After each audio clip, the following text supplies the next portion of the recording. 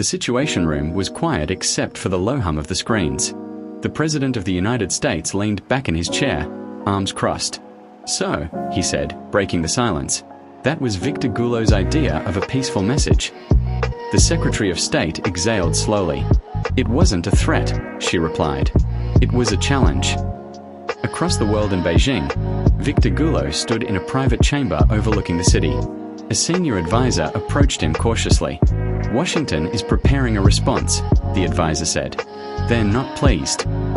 Goulot gave a faint smile. "They rarely are when they're forced to hear something new." Back in Washington, the president tapped the table. "He talks about bridges," he said sharply, "but is accusing us of arrogance on a global stage."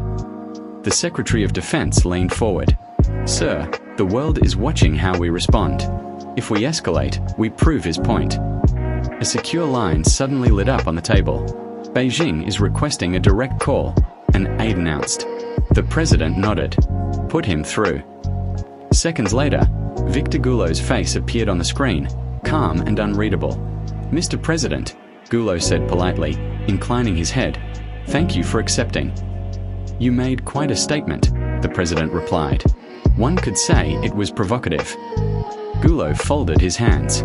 "Provocation depends on perspective. I spoke of reality." "Reality," the president said, "is that America has led the world for decades. And China," Goulot answered evenly, "has learned from watching that leadership, both its strengths and its failures." The room tensed. "So what exactly do you want?" the president asked. Goulot paused before answering. "Mutual respect. Not dominance. Not lectures. Cooperation where both sides speak and both sides listen." The president studied him for a moment. "And if we don't?" Goulot's expression did not change. "Then history will move forward without permission from either of us." Silence followed. Finally, the president spoke. "You're confident?"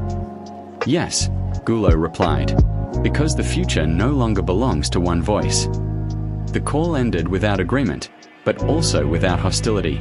As the screen went dark, the president turned to his advisors. "Prepare a response," he said quietly. "Careful. Measured."